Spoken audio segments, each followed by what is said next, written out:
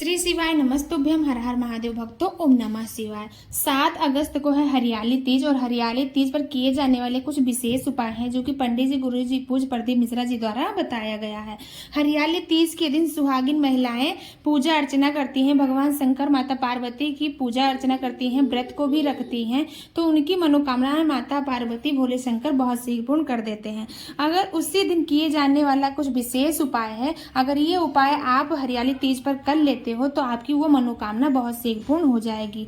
इस उपाय को करने के लिए क्या करना है, आपको कुछ भी अपने दिल की बात नहीं बोलनी है, बाबा खुद ही समझ जाएंगे और आपके दिल की बात को सुन लेंगे। इस उपाय को करने के लिए आपको सिर्फ 1 लोटा जल अपने घर से आपको लेकर जाना है, शिवालय पहुंच जाना है। जो देखिए कि शिवलिंग पर जो बेलपत्र चढ़ी हुई हो वो सारे बेलपत्र को आपको उठा लेना है, प्राप्त कर लेना है और उस बेलपत्री को धुल लेना है। धुलने के बाद उस बेलपत्री को प्लेट में रखकर आपको नंदीश्वर बाबा के पास में आपको बैठ जाना है और साथ ही साथ आपको कच्चा सूत ले लेना है। सारे बेलपत्री को आपको नंदीश्वर बाबा के पास में बैठ जाना है, कच्चा सूत ले लेना है। अब उस बेलपत्री को आपको माला बनाना है। ध्यान रखना, माला के बनाने में आपको सुई का प्रयोग नहीं करना है। क्या करना है, आप कच्चा सूत लो और जो डंडी का भाग होता है उसमें आपको गांठ लगाना है। इतना बड़ा माला आप तैयार कर लो जितना बड़ा आपका शिवलिंग आपके पास में हो, घर के पास में, ताकि शिवलिंग के ऊपर अच्छे से माला आ जाए। माला बना लेना है। फिर उस माला को आपको शिवलिंग के ऊपर पहना देना, शिव जी को आपको पहना देना है। कुछ भी नहीं बोलना है आपको, आपके दिल की बात भोलेनाथ सुन लेंगे और आपकी वो मनोकामना बहुत शीघ्र पूर्ण कर देंगे। क्योंकि सावन के पवित्र महीने में भगवान शंकर को हरी चीजें बहुत पसंद है, जैसे कि बेलपत्री हुआ, धतूरा हुआ, भांग हुआ, जो भी चीजें हैं ना, हरी चीजें जो है वो सावन के महीने में भोलेनाथ को बहुत प्रिय है।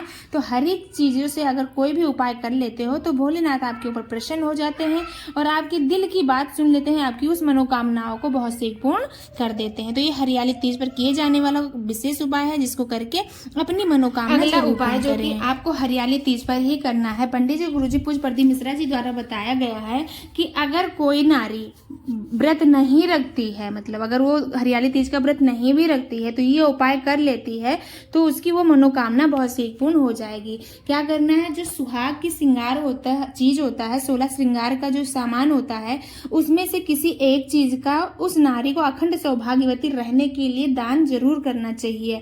अपने पति की लंबी आयु के लिए, अपने पति की तरक्की के लिए, उन्नति के लिए, अपने सुहाग की रक्षा करने के लिए, अखंड सौभाग्यवती रहने के लिए 16 श्रृंगार में से किसी एक चीज का दान जरूर करें। अगर हो सके तो 16 श्रृंगार दान करें। अगर उसके पास नहीं है तो चूड़ी, बिंदी, आलता, मेहंदी, कुमकुम, सिंदूर, इन चीजों का दान तो जरूर ही करना चाहिए। सावन का पवित्र महीना चल रहा है, अगर सावन के पवित्र महीने में हरी चूड़ी कोई दान कर देता है, कोई नारी दान कर देती, तो उसकी पति की आयु लंबी हो जाती है, उसके अखंड सौभाग्यवती का वरदान मिल जाता है। क्योंकि माता पार्वती को जो है हरी चूड़ियां बहुत पसंद है। तो अपने अखंड सौभाग्यवती रहने के लिए 16 श्रृंगार में से किसी एक चीज का दान जरूर करना चाहिए हरियाली तीज पर। अगर व्रत नहीं रखती हो, व्रत रखती हो तो तब तो दान करना ही चाहिए। अगर नहीं भी रखती हो तब भी आप दान कर सकती हो। दान करते समय ध्यान रखना है आपको कि प्लास्टिक के चीज में आपको रख के नहीं दान करना। जो बांस की टोकरी होती है उसमें रख के दान किया जाता है। पंडित जी ने बताया कि जब बांस की टोकरी में कोई सामान रख के दान करते हैं तो जो बांस है वो वंश की वृद्धि के प्रतीक है, तो वंश की वृद्धि भी होती है और आपकी मनोकामना भी बहुत शीघ्र पूर्ण होती है। दान करने के साथ साथ पंडित जी ने, गुरु जी, यहाँ तक बताया है कि अगर जो भी दान करो वो जोड़े में जरूर करो। क्योंकि क्या है ना, जोड़े में दान करने से क्या है, हमारा जोड़ा अजर अमर रहता है। माता पार्वती भोलेनाथ की कृपा से वो हमारा जोड़ा अमर रहता है, अजर अमर रहता है, कोई परेशानी नहीं आती है और आपस में जो भी आपसे संबंध ठीक नहीं है वो भी सुधर जाता है जोड़े में चीज दान करने से। जैसे कि मान लो अगर आप सुहाग की चीज बिछुआ दान कर रहे हो तो एक एक नहीं करना चाहिए। जैसे एक पैर में 2 पहनते हैं, एक पैर में 2 पहनते हैं, तो ऐसे 4 यानी जोड़ा में आपको दान करना चाहिए। इससे क्या होता है कि आपके आपसी संबंध सही रहते हैं और आपकी सुहाग की आयु भी बढ़ती है। अगला उपाय जो कि मंगल विवाह को लेकर है, जिन बच्चे बच्चियों को मंगल विवाह का योग नहीं बन रहा है वो हरियाली तीज पर ये छोटा सा उपाय जरूर करें। क्या करना है, उनको लेना है लाल कुमकुम, चंदन नहीं लेना, लाल कुमकुम लेना है और लाल फूल लेना है। इन दोनों चीजों को लेकर जाना है शिवालय।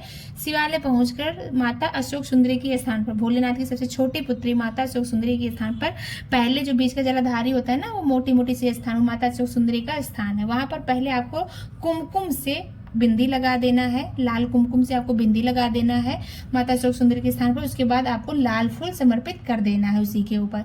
उसके बाद जो कुमकुम लगाए हो उस कुमकुम को फिर से लेकर आपको अपने मस्तक में लगा लेना है, माता अशोक सुंदरी के स्थान से प्राप्त करके अपने मस्तक से लगा लेना है।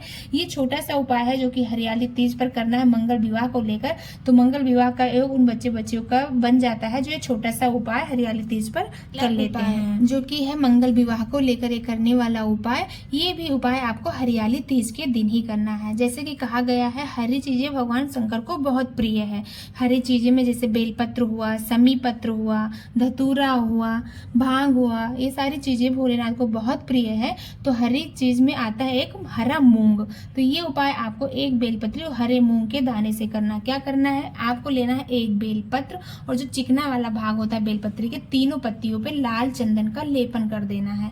लेपन कर देना है। अब उस बेलपत्री को भोलेनाथ की सबसे छोटी पुत्री माता अशोक सुंदरी की जगह पर आपको समर्पित कर देना है। चंदन का भाग नीचे की तरफ होना चाहिए और खुरदरा भाग ऊपर होना चाहिए। उसके बाद मंगल विवाह को लेकर अपनी मनोकामना बोलकर एक हरे मूंग के दाने को उस बेलपत्री के ऊपर रख देना है।